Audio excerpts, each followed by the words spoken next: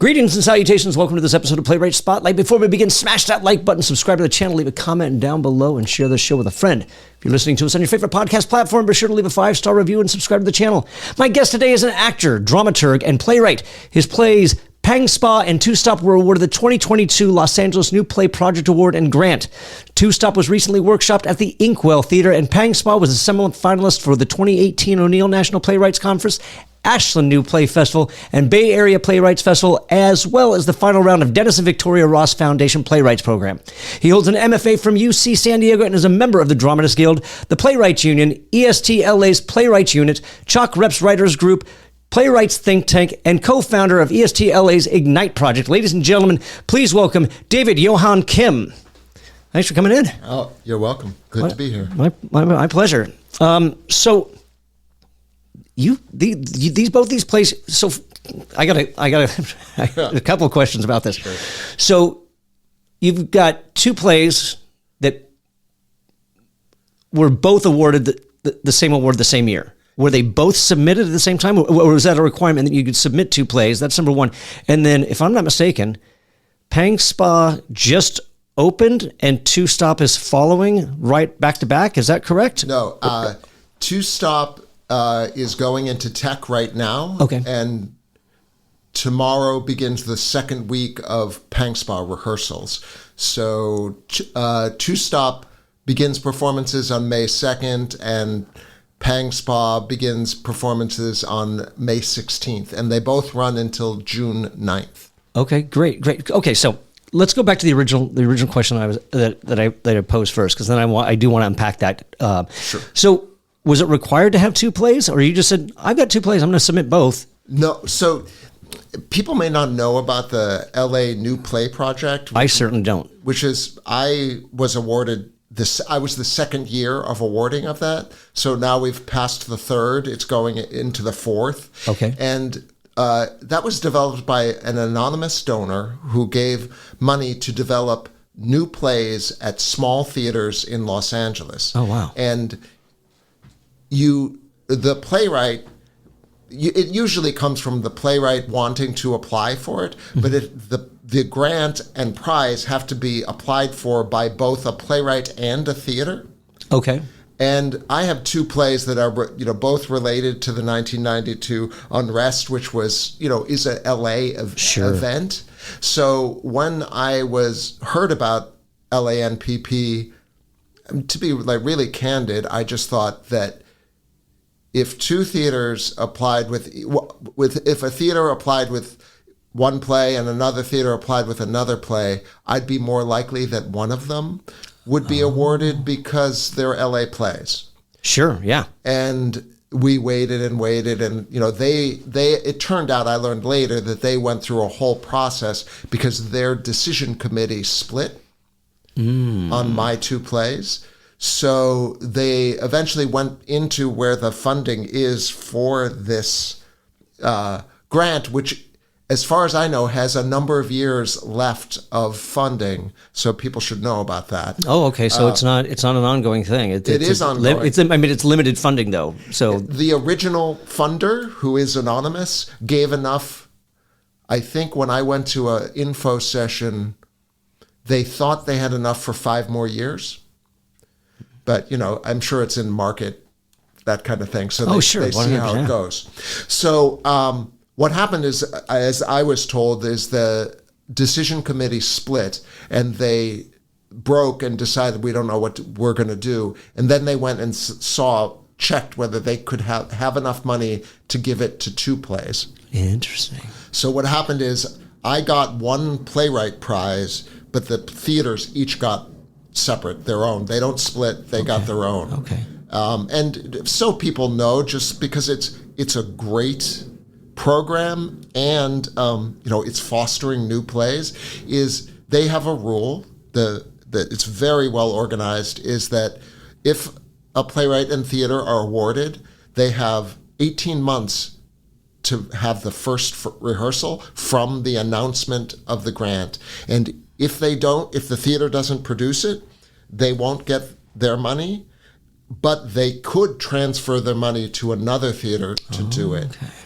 So they're really taking care of the fact of having new plays done, new plays from LA produced. Sure. Yeah. Absolutely. Yeah. Wow. That's amazing. So what was the process for this?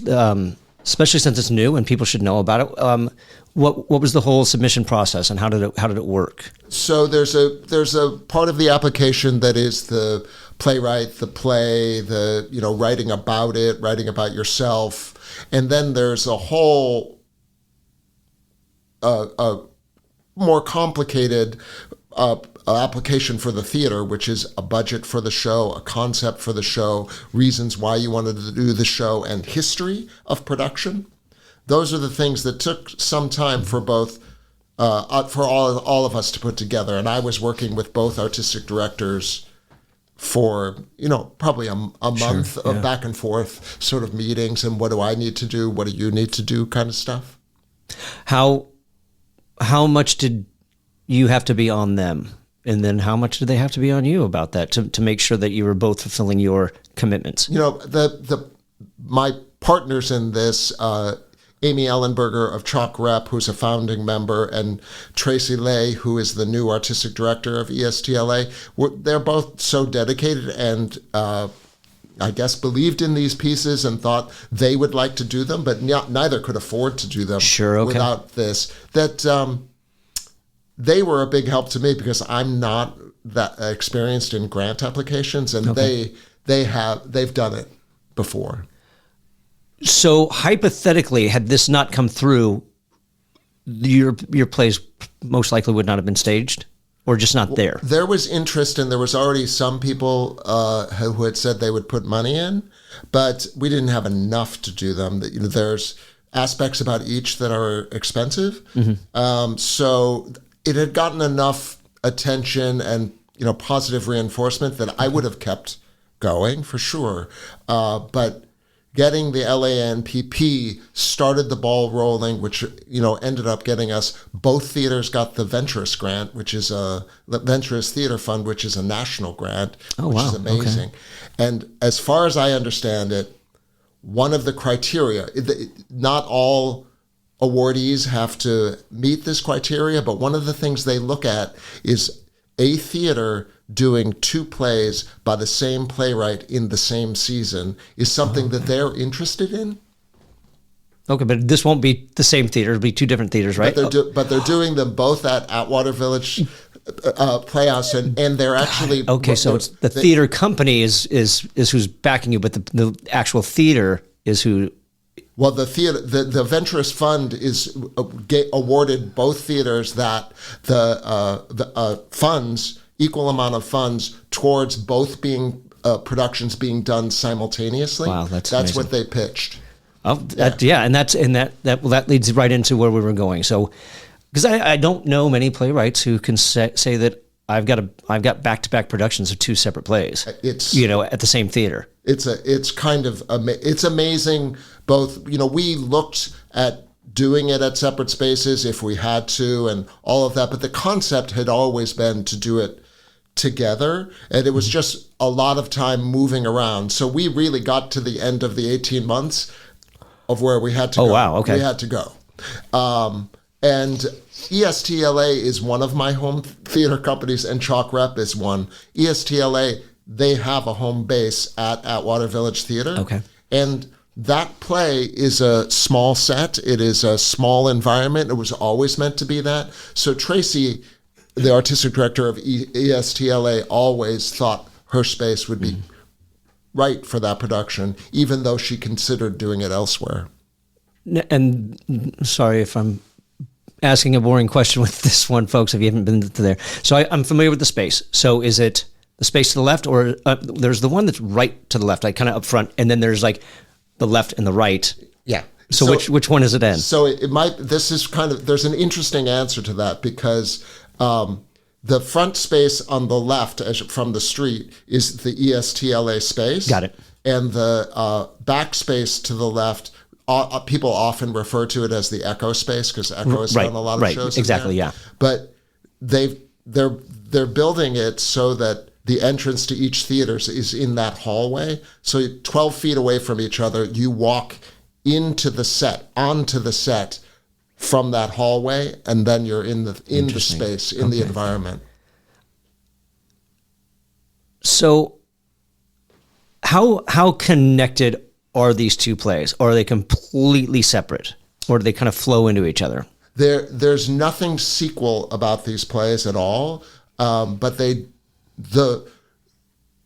Two Stop chronologically happens earlier. It happens in a small store on the outskirts of Koreatown on April 29th, 1992.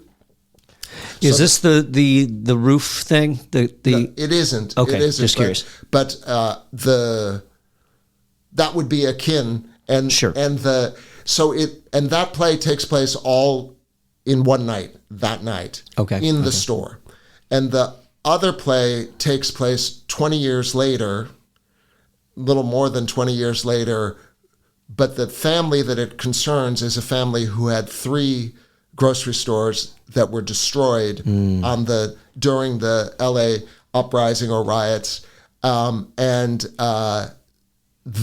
they were only able to reopen one of them, and their fortunes completely turned then. And so that's where there's a relationship. And then there's some relationship in terms of what the neighborhood and characters that don't appear in the play.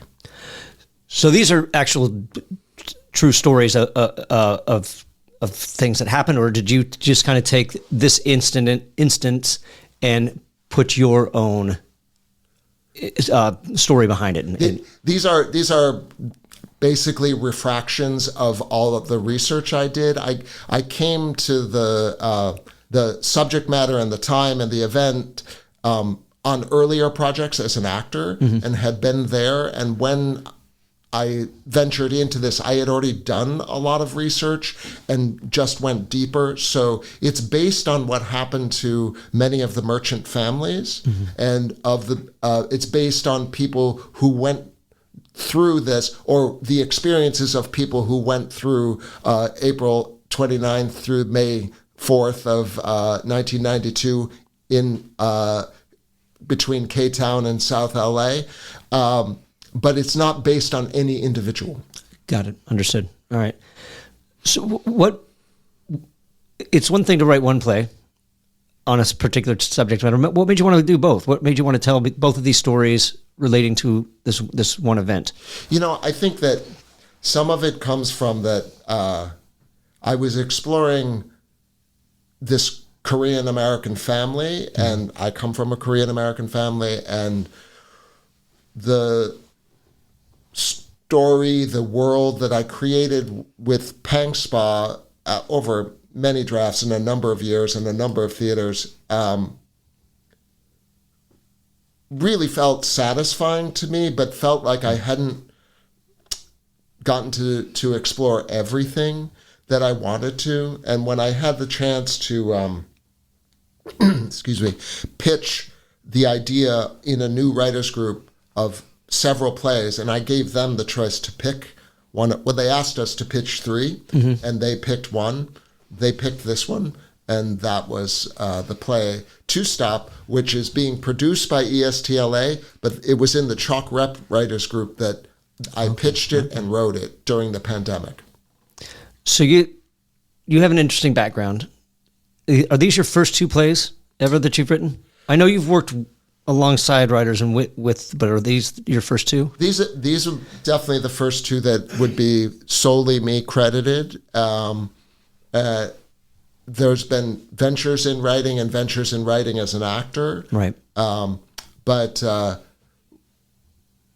I took a turn into playwriting, and these are the first completed outputs. Sure, yeah. Okay, and that's why I'm asking, because I know that in your bio you go through and you talk about how you were primarily an actor, and then you went into dramaturgy, and then that just kind of launched you into playwriting. So talk about both of those transitions, going into dramaturgy and then like saying, I need to do this. There's a couple twists and turns there. I mean, dramaturgy-wise, as an actor, starting on the East Coast of New York and then coming to the West Coast and being based in San Francisco, I really fell for dramaturgy in terms of working with some great people on new plays. And that became just a passion of mine. And I just kept pursuing it or kept working on new plays. And then... what kind of things were you doing? Well, I'm trying to remember in terms of years, like when I first arrived in New York, I was working at the tiny theaters in East Village and stuff like that. But then when I hit San Francisco, the first jobs I got was at the Magic. Wow. And then I did 2 shows in a row there, and then I was at Asian American Theater Company working on a new play. And from there, I was at Berkeley Rep. And the new play thing kept rolling and worked better for a mixed-race Asian American actor in San Francisco at that time. Then sure, yeah. Okay. And then when I went back to New York in '93, I was immediately part of, I think it's New Works Now at the Public, and then ended up becoming involved with New York Theater Workshop, La Mama, and strangely enough, I was in 2 of the early productions, or more than 2, at the Lark, what became Lark Play Development. They were a small theater company first. Okay. Yeah. So what does that look like as a dramaturg? What kind of stuff do they have you do they have you doing? Well, no, I was working as an actor. Okay, this is the acting thing. Actor, okay. But it was that I was a dramaturg geek about it. Sure, and okay. I always loved working with the dramaturgs on the roles that I was working on, okay. or the playwrights. But that's sort of how I've rarely worked as a dramaturg, although I'll serve dramaturgically on people's plays where I'll note wise and stuff like that. All right. And then after a number of years as an actor, I wanted more formal training. I did Meisner, and I did the Actor Center in New York, and I ended up wanting to go to grad school. And long story short, I ended up going to UC San Diego for acting, and then came to LA after that and worked on a number of plays and made a left turn into filmmaking for a number of years. And that's where my focus was. And there I did some writing, and I did some screenplay development by working with actors. That really gave me a taste for writing as well. Okay. So that's my misunderstanding of misreading your bio. I thought you worked as a dramaturg, but you were working alongside dramaturgs as far as you as an actor. So to really not be working in that playwriting aspect as a dramaturg, in a way, I guess it's not overnight success. We could call it 18-month success to not have a background in playwriting, bust out 2 plays, and now they won an award, and they're being performed back to back. I mean, that's it's amazing to have this opportunity to have these 2 plays. I mean, I'm right now going between 2 rehearsals in the same night sometimes. Sure.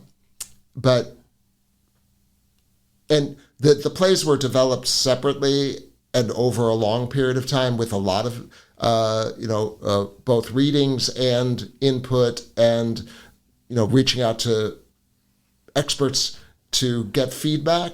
But it was amazing to and really gratifying to the response to Pang Spa once I reached a certain draft.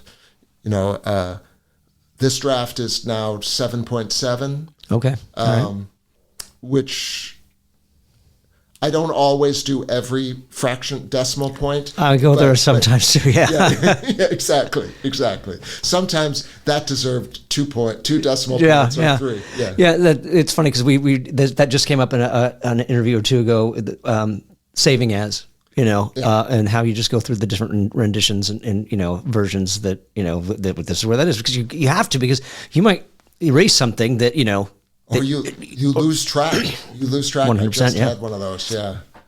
So you're in even a more of a unique situation in this regard too, because now it's one thing to have gotten this award and grant and have to develop one play, but you kind of put in this position that now you've got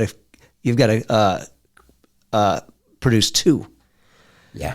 Yeah. So pressure was kind of on. Talk about that process, jumping between two different plays over an 18-month period, or did you work on one, finish it, and then get to work on the second one while this one was kind of simmering? And how did this go? Were you working simultaneously on both and just going back and forth? I mean, in terms of the drafts that we're working from or started working from as we started rehearsal, those drafts have been. The Pankspaw draft's was the same draft that won the award, the grant. Okay. The two-stop. I had that Inkwell workshop, which is, where you have 3 weeks and with actors and a director. And I did my best to take as much advantage of that as I can. So I came in to the top of 3 weeks with as much of a rewrite as I could. Okay. And then I was able to bust out some key stuff over the course of the 3 weeks, but you're sort of working towards a public series of readings, of three readings, that at some point you're wanting the actors to just have it.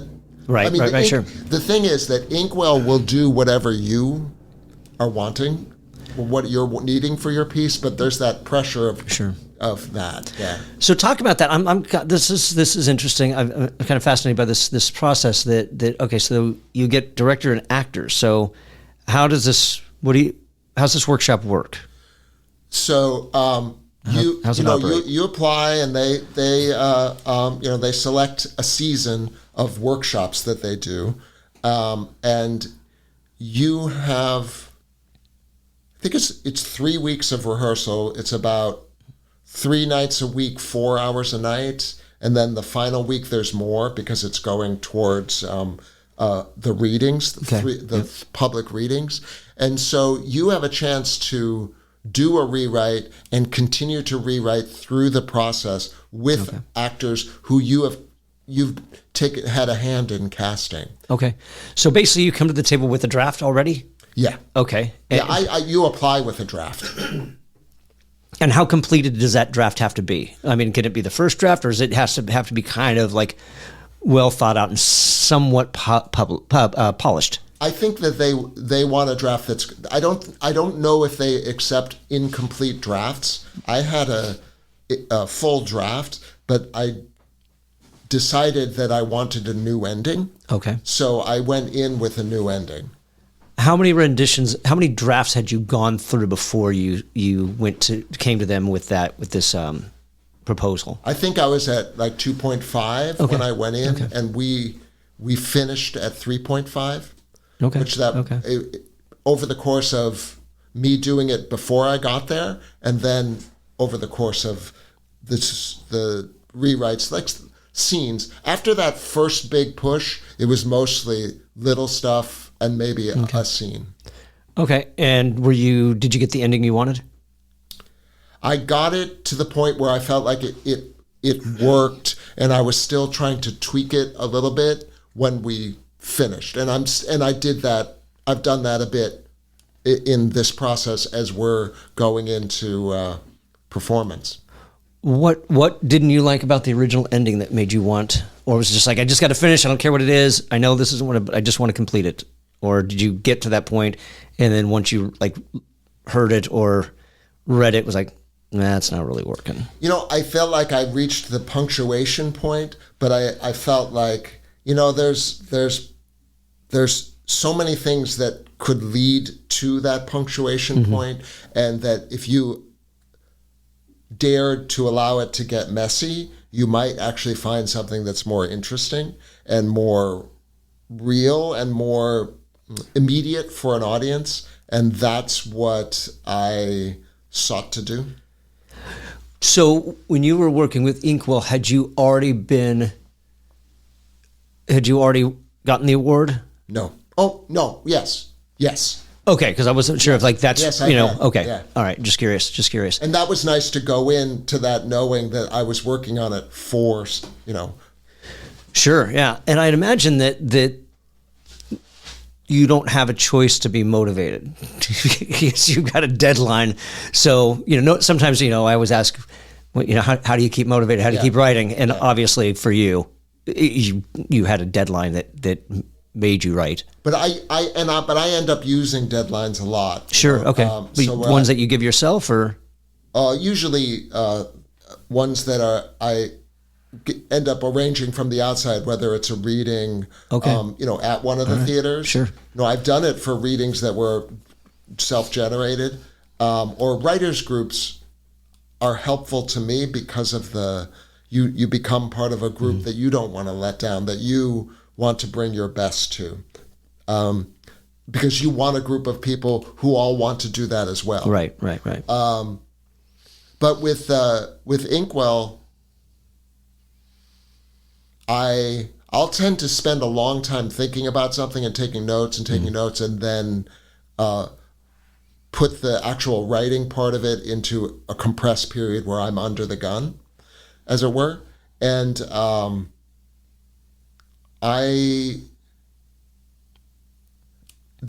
was January of 23 that workshop happened, and I had gone to the East Coast for Christmas, but I usually stay through New Year's, but I didn't. I came back knowing I had to have a draft by January 3rd.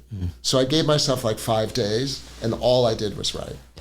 What's your background in playwriting? I mean, had you ever taken a playwriting class? Did you ever take a playwriting workshop outside of, you know, these developmental ones? So as an actor, I had been in so many developmental workshops of other people's plays. Okay. You know, most of the work I've done, and I've originated a number of roles, so I was the first actor to play it. So I'm familiar with that, and I'm familiar with trying to track the logic of other people's plays going into this. But in grad school at UC San Diego, one of the philosophies that they have that was different than sort of the Yale, NYU philosophy, which is to jam your schedule all the way through the 3 years. Right. Or that's what it used to be back in the day, as I understand it.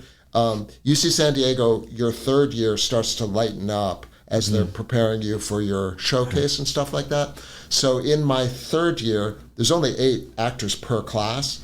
I challenged one of my classmates to take undergraduate playwriting with me because we had enough time. All right. So we did. Oh, okay. Yeah. All right. And our TA was one of our MFA playwrights. Oh, nice. Okay. Yeah. What did you learn in that class that it stands out to you today that was like a really like that this class that it prepared you for today? You know, I felt like the plays that we read, and breaking down the structure of them definitely was something. But really, there's the lectures by the professor, and then the sessions with your TA. The TA was a colleague, was in that program with me, and we had to. I can't remember what the requirement was. You either had to finish a 1-act or at least 1 act of a full length. Okay. And my goal was to do 1 act of a full length. Okay. And having that pressure, and my friend who was from my class with me, I was like, you're going to do it, I'm going to do it, we're going to finish this. Yeah. What is that one of these plays, or is that a complete? Did you finish that? Did you finish the other acts in that? No, I've tried, and it's still floating out there as that could be. I could add the 2nd act, or I could, pirate it to become another play. Okay, all right. So what is it that's preventing you from? I took a year. I took a session off from working on Pang Spa. I had had a number of sessions of it, and I was like, I don't know what to do next. And I took a workshop with Madhuri Shakar at East West Players, and I decided to work on that play instead. Okay. Yep.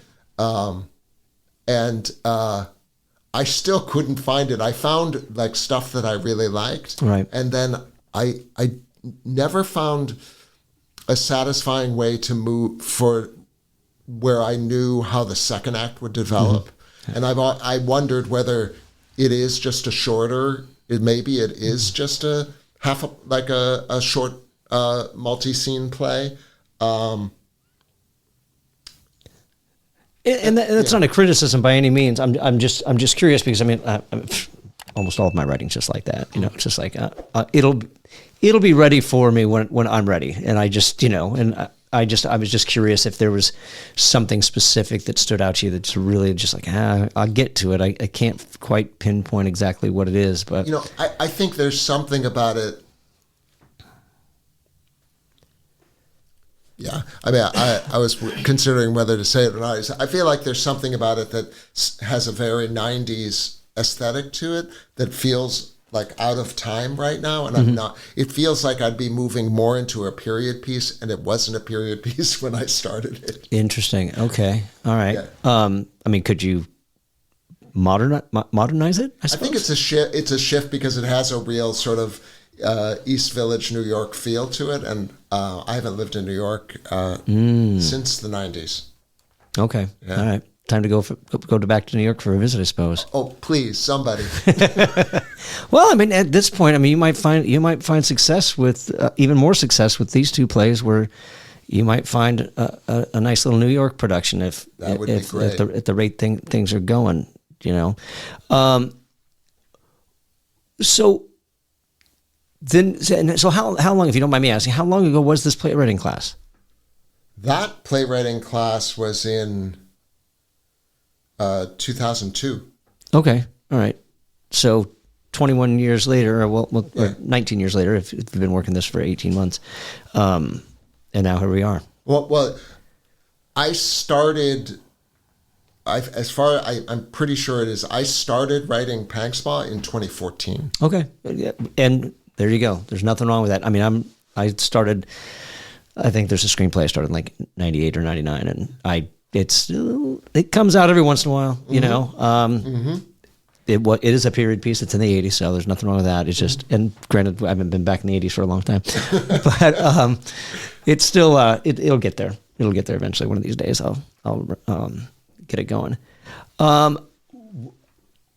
What were there any struggles throughout this process with the workshops, or you know, anything that you really had to like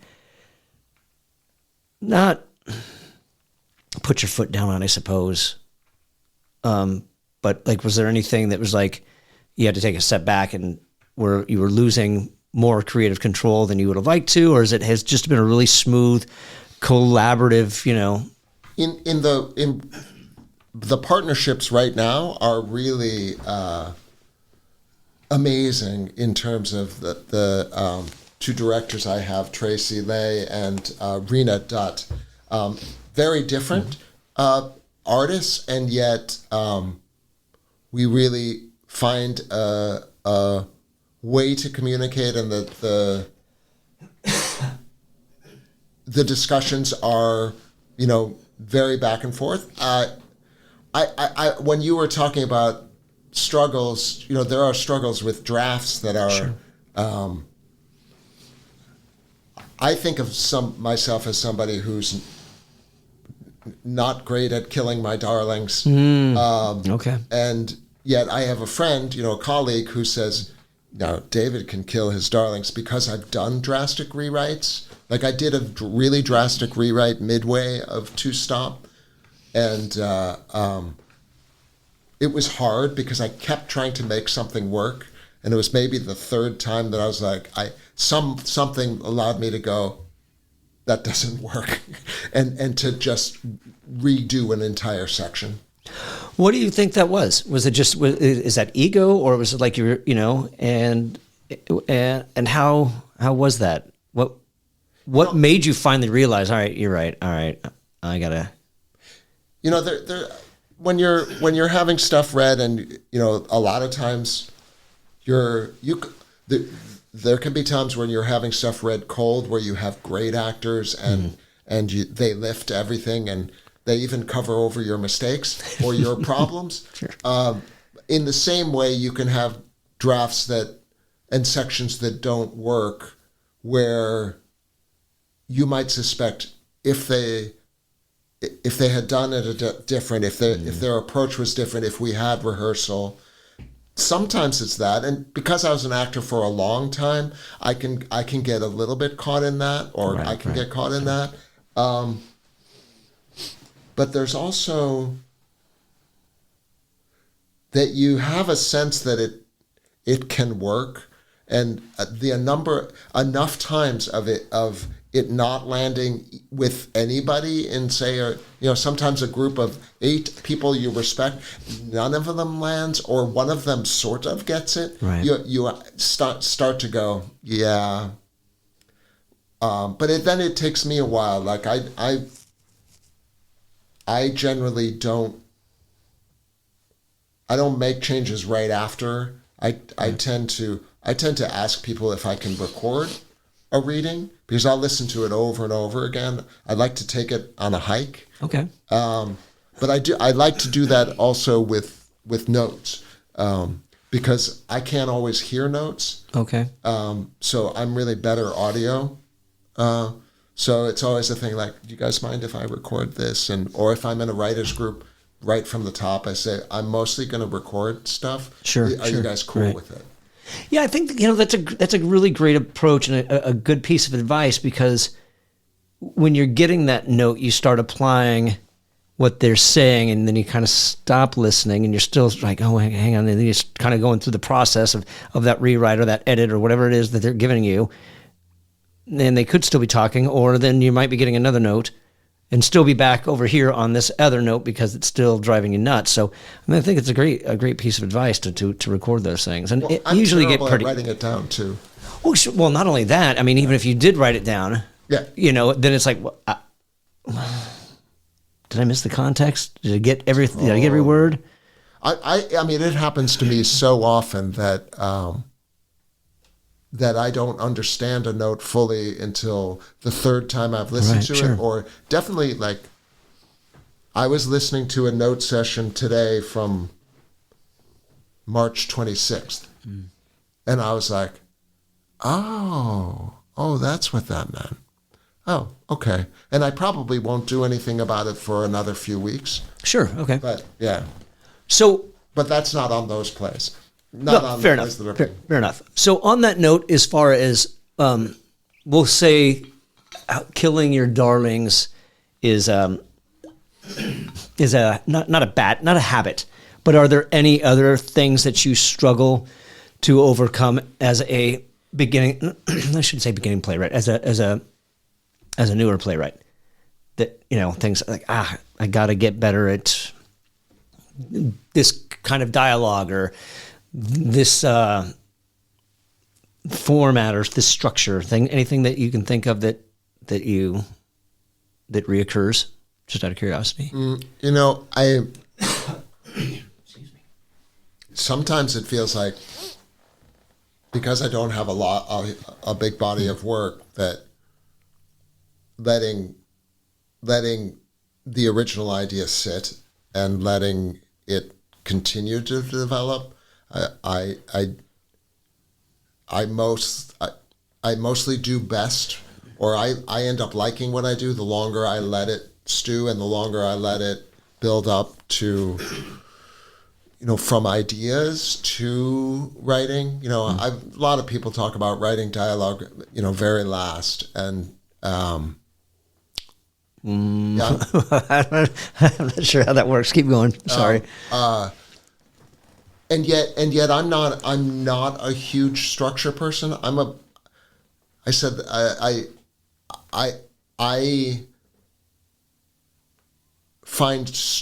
find structure at the beginning makes me feel like I'm limited in what to do. So I think it's probably because I came from this as an actor, is from character for me. Sure, okay. But then that can be a long wandering place. Sure. When its character is what is this? What is this world? What is this play.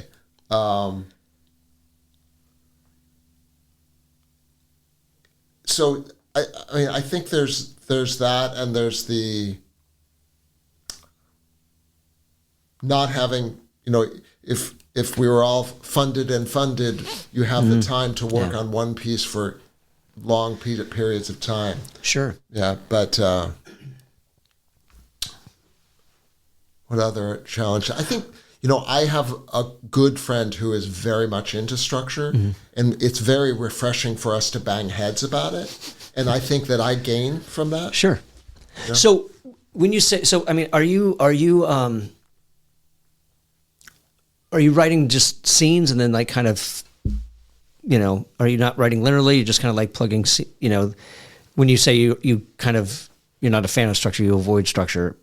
Obviously your plays have structure, but what does that mean I think that it does, that the structure comes from the world, and then the world offers constraints, that you see from a theatrical point of view, not, Sure. So I think it's that, and some ways I trace sort of the whole playwriting thing in me back to that as an actor, the actor's notebook was really important to me in understanding where the characters were coming from. Okay. And, it could be those exercises like writing a letter, figuring out what happened that year that's mentioned in the play, but is never depicted in the play. Sure, yeah. And I really got into that, and it really grounded me as a performer. So I think that kind of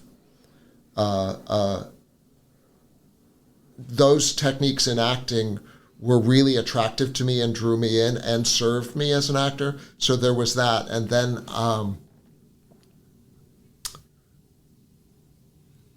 there was a couple things that I think you can tell me if it's interesting or not. Is that in grad school we were trained in joint stock method, which was the joint stock theater in Britain. I'm not sure if I'm familiar with this.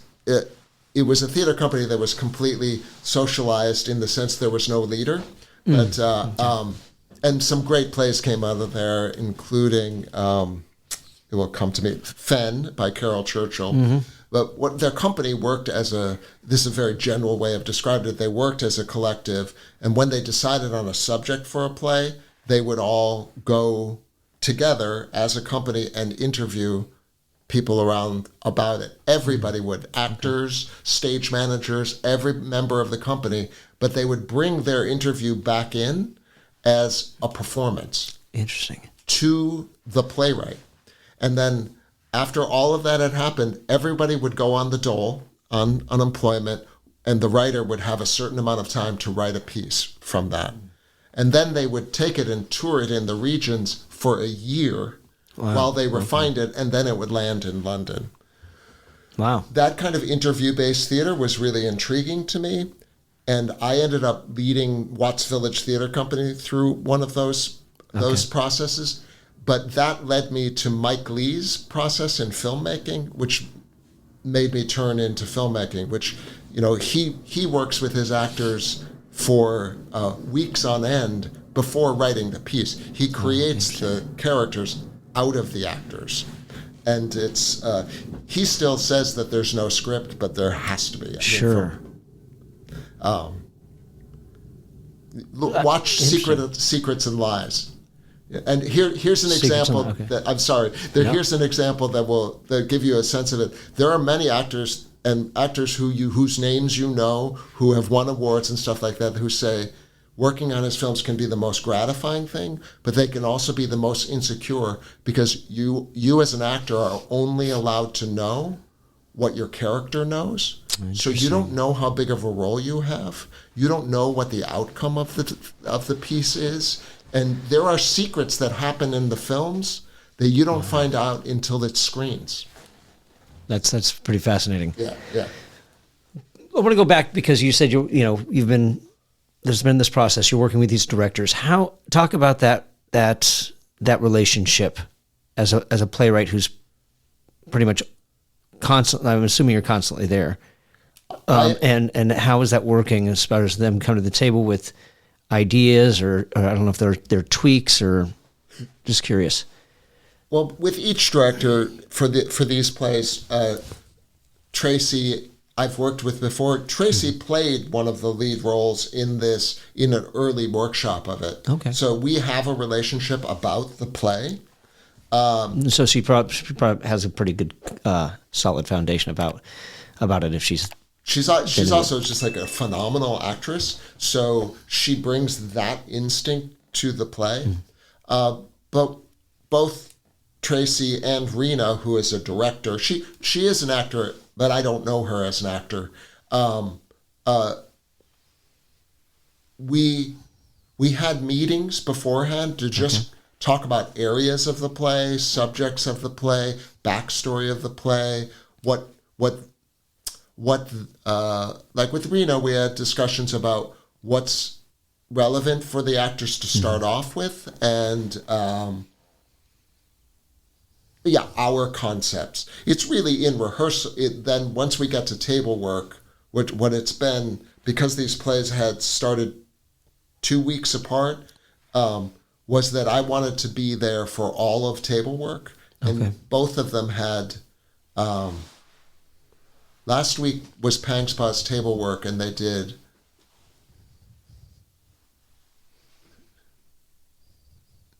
20 hours of table work before starting to get on their feet. And Two Stop was less because it's a much shorter play, and it's only three characters. Okay. What was that whole process like for table work? What did you walk away with? Did you find... Was there any misinterpretations, or were they misreading into anything, or was it pretty spot on? And it is alternate interpretations of things. Sure. Some of them are make me go, that's interesting. There's actually backgrounds that have gone like, oh, that actually makes sense. There's stuff that I've written that I had come up in table work where I was like, oh, this, it was almost as if I was saying, it sounds like the playwright was doing this. Whereas the choices that I made that seemed to work, but it was really the actor who saw the pattern. It's fascinating in that regard as well, because I think that we get to a certain flow state when we write, that we're not aware of those things, that all of a sudden it's like, I guess, I don't know, that you don't know what that... not that tension or that subconscious is that's putting that there that you maybe not aware of. There might be some nice little gems that come. So it's kind of fascinating in that regard. I mean, and sometimes it is that feeling of that you're hearing it. So you're not in it. You're not doing it. It's right. It's happening to you. And so you're only dictating and later seeing, but you do make the choices of what to leave there. Right. Later. And those, I think most of us, in some way live for the moments when it flows. Sure. 100%. Yeah. How many changes did this go through? Did any changes happen during this when you were doing the table work or anything like that? Where it's like, let me tweak that something was pointed out, or maybe it was just something you just caught, like, oh, wait a second, hang on. Let me come back to the table with this, no pun intended. In Two Stop, the changes happened when we got on our feet, and I started to realize some of it was, sometimes it's just a timing thing. Something works really well when read at a table or read in a reading, but once you're getting deeper into the text, the timing is off. Sure, yeah. One was like sort of refocusing the way a story is told, so how the information came to the character affects how it's coming out of them. And so trying to focus that so how the audience hears it. It's funny because you're not the first one to bring that up. It's like when you get to when you're reading it's one thing, and then when you get to its feet, it's like, oh wait, that scene change doesn't, or that not scene change, that costume changed we got to make time for that because that there's no coming off and coming back on, and so right. In the thing that happened the other day, there's things happening on on different sides of the stage, and in a reading, it plays really well for there to be a back forth, mm-hmm. but for life to continue on both sides of the stage, that there had to be a world of overlap, and finding how that rhythm works was really great because I could give that to the actors. I could give them stuff and then listen to the rhythm and talk about it with the director. What is your next step once these are finished and you close? Do you have a plan yet? Well,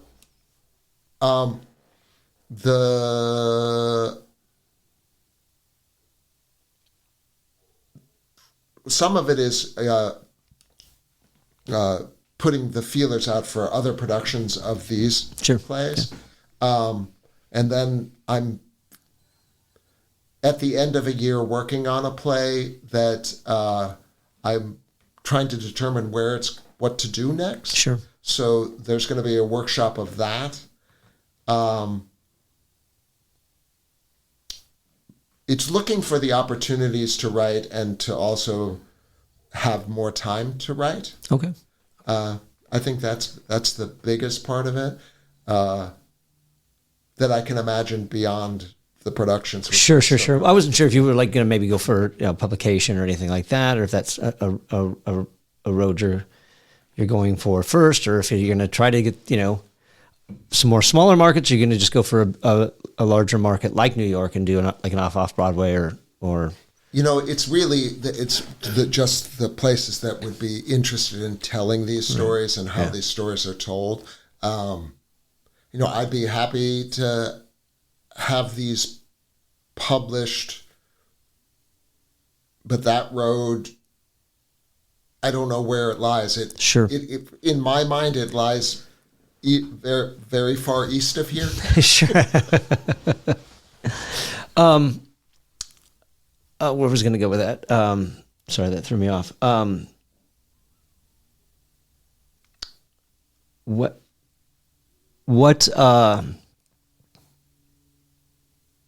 Yeah, I completely lost my train of thought. No, I lost my complete train of thought on that one, on where I was going to go with that next question.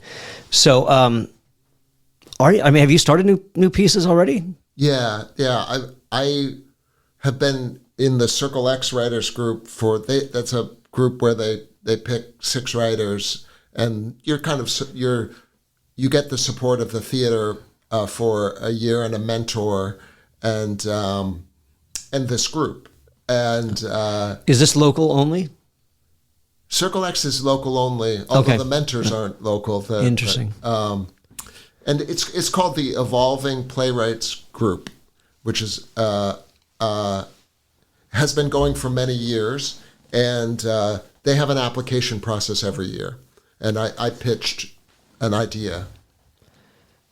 What's that application process, if you don't mind me asking? It really is a pitch process. It's a writing sample. It's a bio and maybe resume, and then a pitch of of an impossible play. That's what they ask for.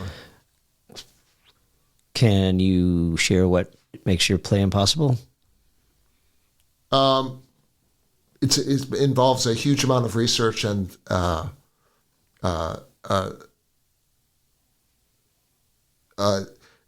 the turn of the last century in Los Angeles. Mm-hmm. And it's both historically based and a world that is a mix of creating of history and imagination. Okay, all right. And do they tell you what the definition of impossible is to them? They want it for you, Okay. And clearly these pieces are not impossible because the other 5 pieces in this group are really remarkable, and they put together a group of people a group of artists that are just great to work with, which is great. And then you have a facilitator who's a director in this case, and then a literary manager who's there when you need it. It's great. I really recommend it. All right. Okay. And I meant to ask this as well for the new play project. Is that local only as well? Yeah, it's the Los Angeles New Play Project. Okay, so they're not taking outside submissions from any areas outside. I mean, like maybe, of course, like Rancho Cucamonga or like Ontario, something like that. But they're not doing anything from like another state. I bet it's Southern California. That would be my guess, but I don't remember. Okay, yeah, I was just curious because I mean, and the reason why I'd ask is because you've done 2 LA specific plays, and I wasn't sure if that was part of the criteria. Not that it had to take place in LA, but you had to at least be in LA. You know, the same year that I won, someone I've known all her life won, and her play took place in ancient Japan in the 11th century. Okay. So, okay. Yeah. But she is a local playwright. Yeah. Got it. Okay. Everybody who I've met, because we were at the ceremony this year, everybody's local. Okay. What do you have rituals? It's a new question I've been asking. I'm curious if there's certain things like, you know, you have a routine that I got to do this. That I have to have my cup of coffee. The radio's got to be tuned on to, KUSC 91.5, and I mean, I probably have a lot of different things that I'll do. Like sometimes, depending on where I am in the process, like creating playlists for a project. I'll do a lot of notes, and then I have notes in so many different places. I have to end up unifying them every month. And the master document that is supporting the play but isn't the play just grows and grows the whole time, and sometimes is unwieldy and nutty. Is it a informal outline, or is it just like anytime an idea pops up, it's just like I got to write this down? It's everything from research to interviews that might inspire you, to quotes, to photographs, to like with Two Stop, I was writing it remotely because we were on Zoom, and they knew that I was recording. Okay. And part of my process this is very pandemic, is I actually transcribed everything they said. Oh, wow. So and that made me hear it again. And so recently I was looking through Two Stop Notes, and I was like, oh my God, there's like 10 pages of that just one session. Wow. Of people's comments. Wow. Yeah. So you mentioned photographs. You are these photos that you've taken, or they're just photos that you found doing in the research? I'm just curious. Or there's always been some images that are like key to me about the play, but with this period piece, it's a lot of period. Sure. Period stuff, because I was also looking around the world. Right. It's my only way of looking around that world. Okay. Yeah, I wasn't sure because when I hear it, it was almost like you rather than using Pinterest, you would, if you were out and about and there was an image, like, oh wait, I got get my phone out. I got to take a picture of this because for whatever reason it inspires me. So you're almost creating your own collage of images being out and about. That's what is in my head. That's why I was asking how photographs come into play with this. I really like photographs, so I'll do that, but not that much with plays. Although I have, like in the original design presentation for Pang Spa, which is being done right now. The first rehearsal was a week and a half ago, and the designer started the presentation to the cast with a photo of the building that I based my writing on. So while I was writing it, I was based on that, and that I actually drove past that building, and it's condemned now. But it's kind of weird to see like, hey, that was in my notebook, and now everyone's looking at it. Oh, that's funny. Because the set doesn't look like that. He was going, this was the original, and this is how we've morphed that. Yeah. Interesting. Okay. And how much collaboration did you have in this regard as far as like the design aspect? It's been a really open process of back and forth, but there's also things that the producers wanted that, wasn't my first choice, but it was also how they came into the process. And so we kept looking for ways that would work for all of us. Okay. Yeah. I mean, I find that how specific are you when you're writing set, or do you have that mentality? Because some writers, they'll say, this is what it is. This is on the stage. This is that, where it's like, you don't have to worry about all those details. Mm-hmm. That's somebody else's job. You don't have to worry about that. Or do you just kind of have a general kind of hint, or, With these two plays, I was really specific. Sure. Okay. Because it's what allowed me to be in the world. Got it. Was knowing where everything was and what was there and what wasn't there. But things have now being added where I'm like, oh, that makes sense. And people are asking, well, could this be there? And I'm like, oh, that's a cool idea. What about this? And it's becoming a conversation like that. I grew up going to a regional theater. My parents had a subscription that they would often let me use. Me and my good friend who I grew up with, who as an actor as well,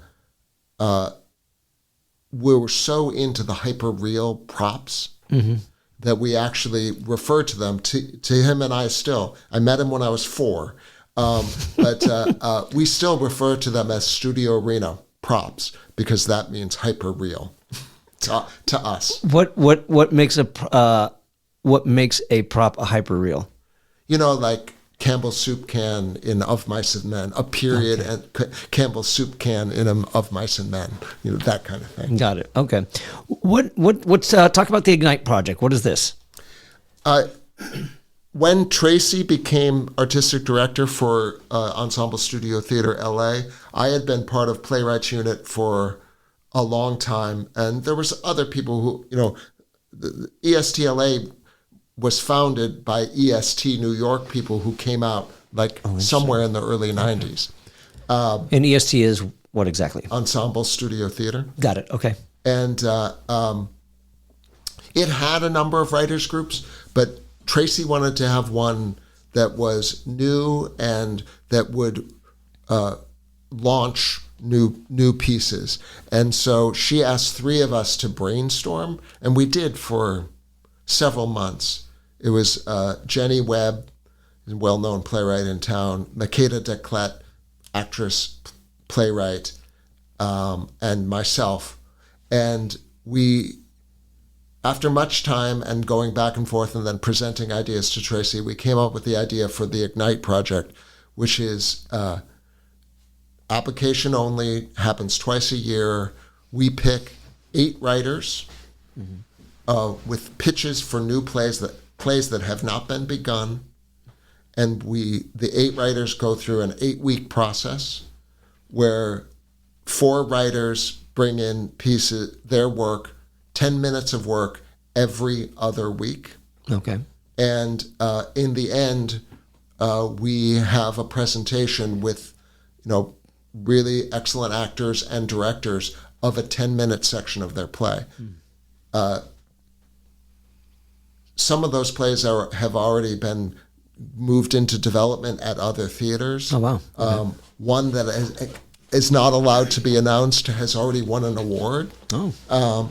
And the energy in those groups is just so great. And this cohort of Ignite is the first one I'm not doing because of the shows. But it's a really gratifying process to be part of. And we always accept a range of writers. So we've had everything from an actor who's never written a play but knows theater to in a same group with a showrunner. Oh, okay. And the energy of that 8 different disparate people has always coalesced into this group that supports all 8 pieces. Tell me about how long have you been in the Playwrights Union, and what does that entail?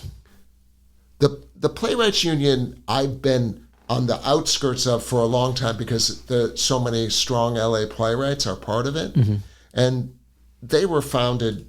I don't remember the history of it, but they have a process that just ended.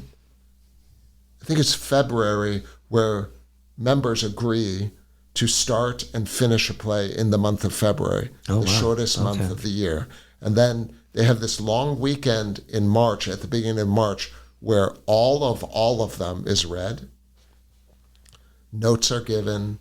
I think another draft is done. And then I think if you're still in, a full weekend of them is picked for a first peek in May or June. And I went to that for several years, just looking at their plays, just being inspired by those writers. And then I got invited in. Is Michael Shapiro part of that? That name sounds familiar, but you can go to their website. There's all the people who are active, and then there's the people who are alumni. Right. Because I want to say that, if I'm not mistaken, because I had Michael on, he was one of my earliest guests. And I want to say he was a co-founder or something like that. I could be completely wrong. I can't remember, but I think he was part of that. Yeah. Okay, so you've got this period piece that you're working on right now. How far along the process in this play are you? Have you gotten to the point yet, or are you still just doing the research? No, I don't know. I don't know where I'm going to go from what I have, what it's going. And this is separate than the one you didn't finish. Yes. Got it. Just making sure. Yeah, that's separate. That one's been in the box or the wherever for quite a while, and I think about it now and again. But there's another one that I started developing that I'm still going. I may go back to that. But there's 2 others that I pitched for residencies that I didn't get the residencies. Those are probably more at the forefront of when there's should someone offer the opportunity, like a retreat or something. Okay. What how did that go? How was the rejection letters for those residencies? I mean, just about like that. I have these 2 plays running that are about to start running. I have a wall like that size that is just rejections for those 2 plays. Wow. It's just those 2 plays. Okay. So I have tons of rejections for both of those plays. So you post those on your wall? I've been thinking of taking them down because they're yellowing, but... what's the motivation behind that? To keep going. Okay. To go, look, I did it, Look at those famous places that said no to me. I love hearing this because, I had to get off. I had to step away from the official Playwrights of Facebook for a while, because all it was is just griping about rejection letters. Yeah. What's that kind of saying about? Maybe it's not them. But the fact that you use it as a motivator, I think is a much, much better approach. And so I suggest all you guys listening or watching, take note. What's the worst rejection you've ever gotten? Or has everybody been pretty cordial and said, hey, look, maybe not this time, but, I'm trying to think, from the... Or even the nicest one you've ever gotten. The ones where you try to read between the lines, you're like, I think this means this person that far up read it and did it. Okay. Probably the nicest ones I've got is from big theaters where someone personally writes to you and tells you where you were in contention with other plays and where they decided to go with a different play. Okay. that they take the time to write that. That's the nicest. The big ones that you hope for that are opportunities to really develop. Those are hard. So many have gone away now, but the Sundance Theater rejection was hard. That one I can see from my chair still. What is it? Just because it's a prestigious. Well, because you apply with a director, and I was applying with a director who had been before, and we thought we'd have a good chance. Okay. They bring in the actors, and you really get to workshop something for a month at Sundance with that kind of support. But I don't believe the Theater Lab exists anymore. Interesting. Yeah. I wonder why that is. I mean, even the development, I think, for film has definitely changed during the pandemic. Sure. I didn't realize that Sundance had a playwriting aspect. Yeah. And I mean, and it was luxurious in that way of you're brought to a nice place, sure, and you're all supported. Wow. Yeah. What's your worst experience? As far as, have you gotten to that point yet? Have you really just, or has it so far been really good for you? I mean, you have people who judge your play in a certain way and say things about it that, sometimes can feel like I'm wrong, I'm bad, and then sometimes you can feel like, or you can have time and then go, oh, that it's just not for them. It's not their piece, or they don't want my play to be what it is. How do you remind yourself that to not take it personally? Yeah, I think that's really hard to not. It sure. is maybe to not acknowledge I'm taking this personally right now, and it's really that's not the fight. The fight isn't to go fight that person. It is to just go, okay, to move on, and occasionally to get something that feels like an attack, and a month or 3 months later go, oh, that's what they meant. And that that can be. Does that mean they were right though? Sometimes. So, or no, that they were seeing it a very different way than you, and that you start to see the way they were seeing it. It's sort of like the camera coming around, and you go, there's something to consider there. Where can people find your work? Obviously, well, go ahead and talk about where it's playing right now, because obviously they can actually come see it soon. Say that, but then actually, where can they actually find your work if they want to read it or produce it or anything like that? You can see the plays, Two Stop and Pang Spot. Two Stop starts performances next Thursday, so May 2nd, and runs Thursday through Sunday with some Monday performances as well, till June 7th. And then in the theater next door, the bigger theater, Pang Spot starts performances on the 16th of May, opens on the 19th, and runs until June 9th, unless there's an extension. Oh, there we go. Right now on Sundays, when they overlap, you can see one and then have a short break where we hope to have food trucks there, because there are bars there as well. Right. And then you can have your meal and go see the second one if you want to have a K-Town Palooza kind of theater experience. And there's a AAPI night coming up, which is on the web pages, and also a Hapa night, which is Half Asian night, which is the 17th, because that was declared Hapa Day in Los Angeles, May 17th going forward since last year. Oh, wow. I didn't know that.